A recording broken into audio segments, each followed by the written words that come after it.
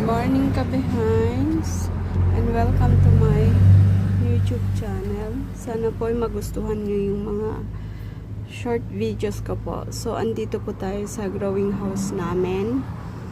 Maliit lang po siya. Tapos ngayon po, sobrang mainit.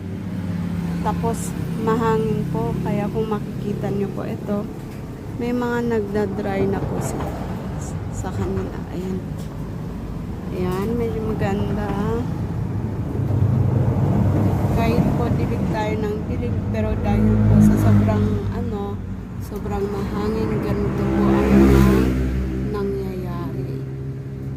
Ayan po. Mabuti na lang, may mga magaganda. Ayan po sila.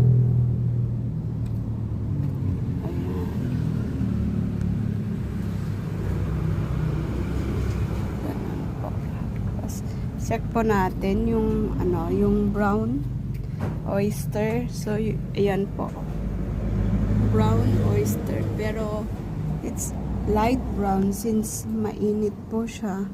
Mainit ang ating panahon at saka mahangin.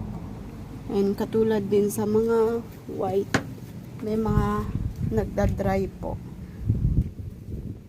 Sana po hindi na ito maging dry. Ayan. So, medyo madami-dami ito. Pangbukas po ito. Sinisipagan ko yung pag-misting sa kanila para hindi po sila mag-dry. Yun po, oh, ang ganda.